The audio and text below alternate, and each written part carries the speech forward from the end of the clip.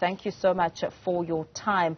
Understanding the funeral arrangements when it comes to Islamic burial practices and customs is something that may seem very fast when other religious sectors or people who are not of the Islamic faith watch the process. Talk to us about the funeral arrangements and the Islamic religious laws that determine that typically with death, within the 24 hours of the death, a person must be laid to rest. Thank you. Briefly speaking, one of the key moments which Muslims experiences is the fact that, as you mentioned, that at the quickest period possible, they want to lay the body to rest with all the minimalism possible.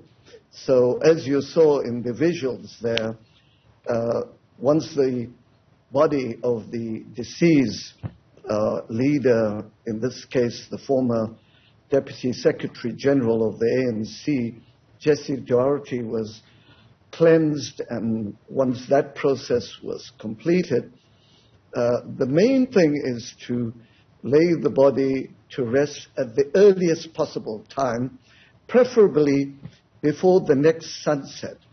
So the family came to the conclusion, in this context, it would be best to do it just after the midday prayer, and in this way proceed with the body after the normal ceremonial aspects of an official special funeral, and then proceed with the body to the graveside, which many of your viewers are viewing at the moment.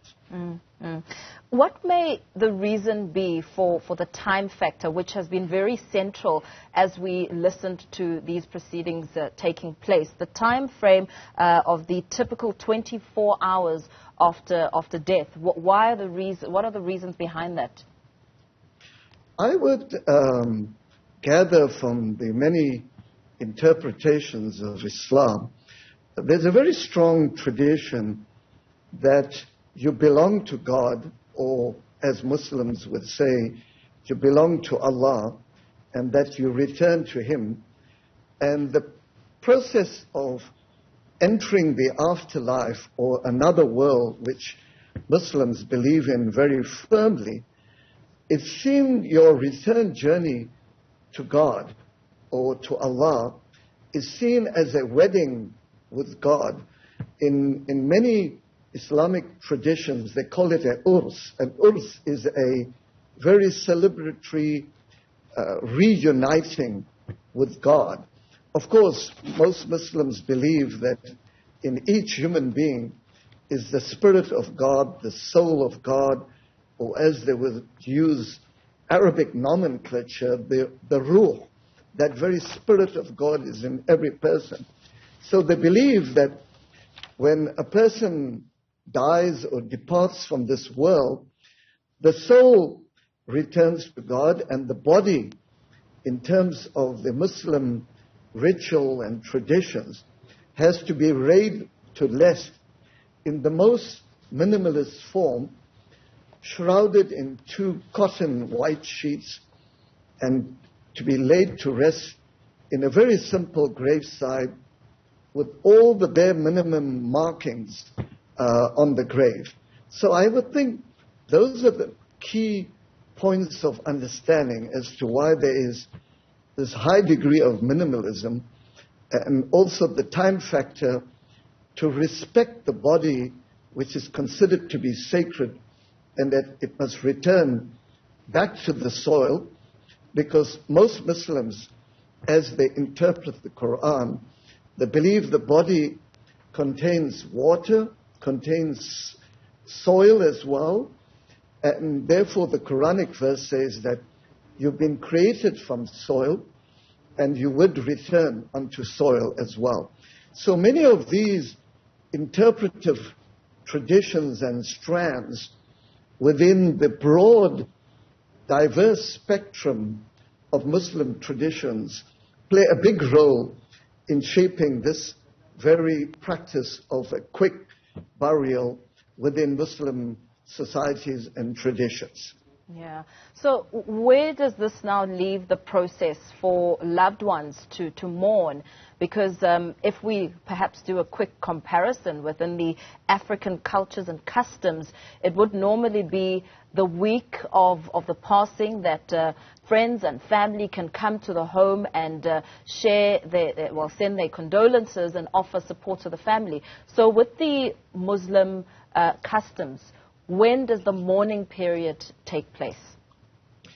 The moment it has been announced that the person has departed this world, and unfortunately in the digital age now on WhatsApp groups and other social media platforms, most of the close members of the family, the friends of Comrade Jessie Duarte, the same with her comrades, would go to her home after they've made contact with family members, where the body would be laid to rest after it has been cleansed and perfumed with the traditional camphor and so forth. And then around the body, a number of family members would sit around the body, and at some point they would even open the facial area of the deceased so that people could pay their last respects. And as part of the traditions, people will recite verses of the Quran around the body, and because there's a strong belief that the word of God is powerful and that whatever you recite, the reward of the recitation of the Quran as the last spoken word of God on earth, in terms of the historical trajectory of revelations of sacred scriptures, the reward of recitation would go to the deceased person, and then they would also comfort members of the family, the traditional hugging and within the context of COVID-19, and then also then they would carry the body from the house of Comrade Jessie Duarte's home, then to this graveside. As you saw, they had the process there where the imams, the Muslim imams, then did the requisite rituals of recitation. And then, as you could see, the leader, Jessie Duarte, preferred that also a Christian priest also says a few words at the ceremony itself, and then from there it proceeded straight to the graveside. Now what will happen is, after the Muslim rituals around the graveside, as I've explained, including the recitation of the Quran and a short prayer, then most of the family members, the friends, the comrades of Yasmin Jessie Duarte would proceed to her home, where they would continue with the issue of bereavement, of consolement, the process of having a soup together, a meal together. And this continues for almost 40 days. And in between, they would have even special occasions of what they call meditation, dhikr, joint recitals of the Quran as well. And in some cases, the Muslim imam or the Christian priest would also give a short talk. So these are some of the ways of bereavement, consolement, and also to ease the pain on the immediate family members and so forth. And also now, the fascinating thing, in the digital age, they also cover this online, live on video, on Facebook, and so forth. So those, I know Yasmin Jessie Duarte, some of her family members are in the US and in Canada, as when the eulogy and obituary was being read out, and she spent a bit of time with an American family, and some of her immediate family are living there. So some of them will follow it through those means as well. Professor, as you and I are speaking, what is happening at the gravesite is something which may be familiar to many South Africans. Shovels have been loaded with sand, and we're seeing family and friends now pouring the sand down into the grave. Talk to us about that process and the symbolism of that gesture. Yes, as your viewers can see on the screen there, that you would have a 6-foot grave, a very simple grave, and then once the body has been laid to rest, shrouded in 2 sheets of white cotton, then, and as you were correctly stating, people now are symbolically taking a handful of sand and filling the grave with sand, and then later people will use shovels to do so. Once the wooden logs are put onto the body area of the deceased, and thereafter it would become like a bit of a pyramid shape in terms of the sand, and there would be a simple sign there. And of course, people will also put flowers on there and water the flowers. I think the symbolism of soil in most religious traditions is very strong because the aspect of the soil being, and the idea of the narrative of Adam and Eve, and the fact that we've been molded according to the creational narrative from soil, and the other components of the body being water as well.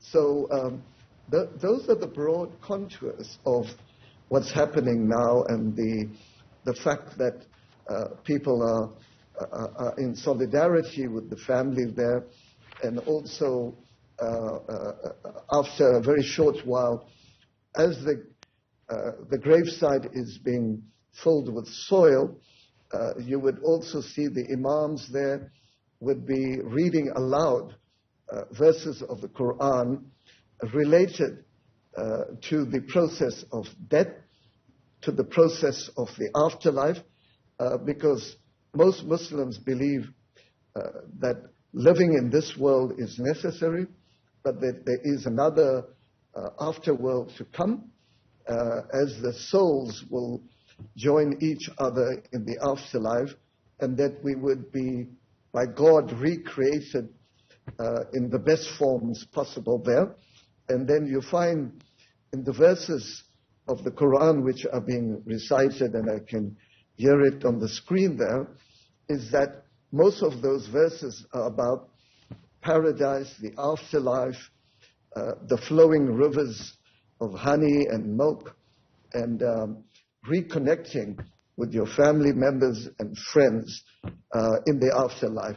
So those are some of the key themes being explored there now at the graveside as people are now filling up the grave. We heard the Imam explain just before the process got underway that women's dignity is of utmost importance, saying that women will be lowering the coffin into the grave. Talk to us about that. Yeah, you would find in most Muslim societies the tradition of burials differ from country to country. For example, just to give you one example, in Tunisia, women are permitted to come to the graveside area in big numbers, than you see here, and they partake in the process because the evolution of Tunisian society has been very different to the evolution of the Johannesburg Muslim society. In the Cape as well, you would find Muslims, women, are quite active, following a very different interpretation of Islam, and are more active. But we would find in Johannesburg and the surrounding areas, most of the imams are, I would best describe it as a very conservative interpretation of Islam and the role women would play in the partaking of many of the rituals at the graveside.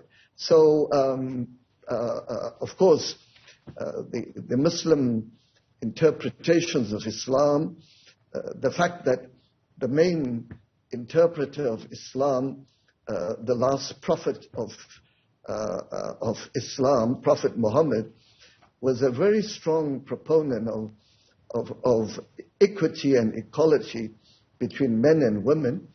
And he himself, when he came into Arabian society in Mecca, he got to see the huge disparities between men and women, and he tried to stop many bad practices, like, for example, when a mother would give birth to a woman, most of Meccan patriarchal society did not like the idea of the birth of a young girl, and they would dispense of a young girl. So he banned that practice and tried to take practices which were not equitable and to take Muslim society in Mecca away from that.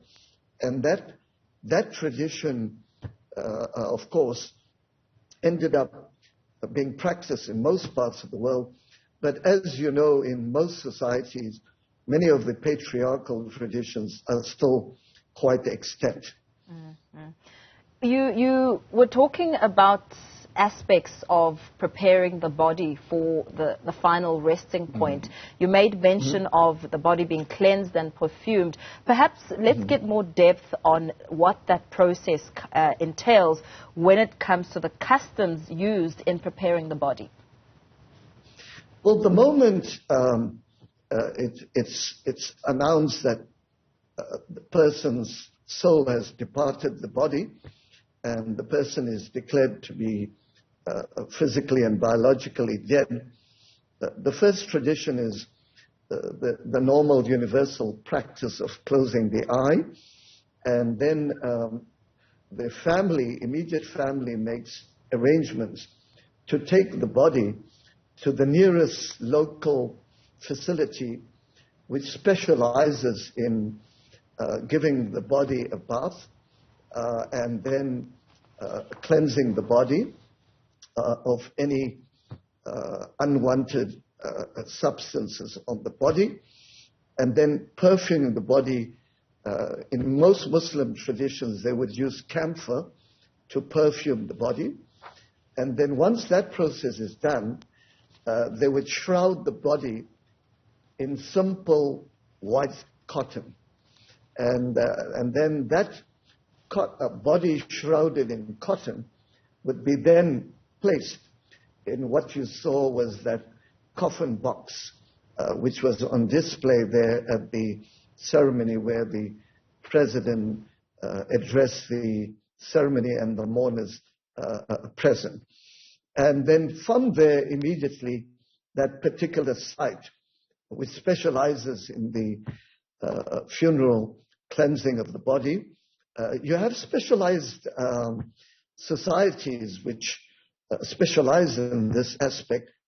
We could see from the visuals there is this body in Johannesburg called the Sabri Chisti Society. They have a specialized car, a vehicle for that purpose. And in most cases, it's a free service offered to community members. If they want to contribute some of the cost to that humanitarian funeral society, it can be done.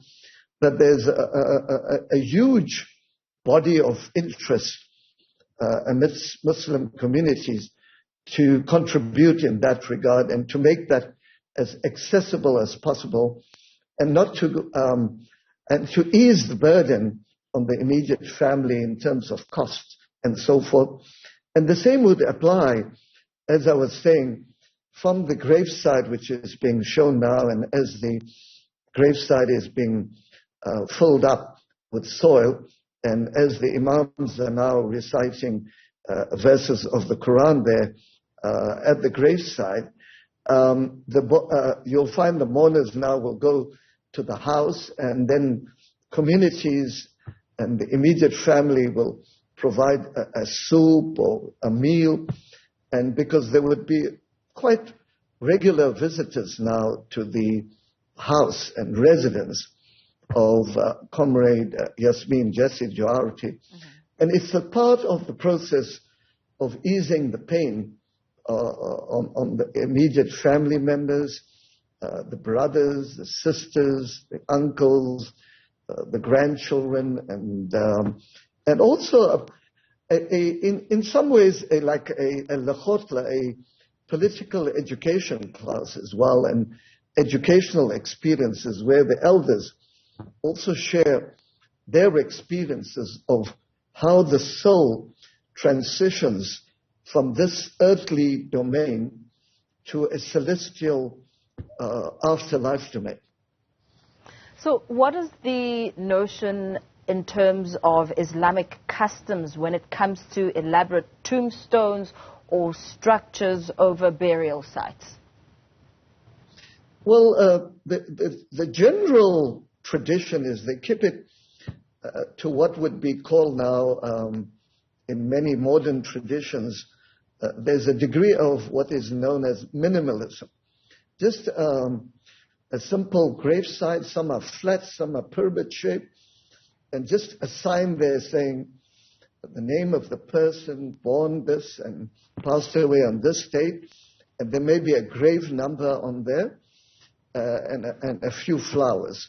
But of course, you do see in some cases now people put a big marble site, but that's not very much the mainstream tradition about tombstones. Of course, you get to see, for example, former presidents, late presidents, especially in the Middle East. Of course, they have quite elaborate tombstones and so forth. And in some traditions within Muslim societies, it can get elaborate. But in South African Muslim traditions, there's a high degree of minimalism when it comes to the idea of the gravesite. But we'll get to see what's going to happen here, given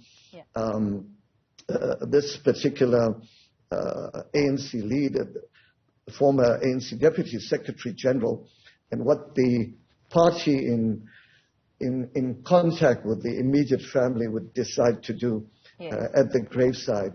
Absolutely. Yep. Thank you so much for that very thorough analysis.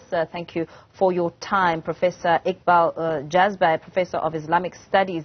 They're giving us a breakdown of the understanding of an Islamic burial.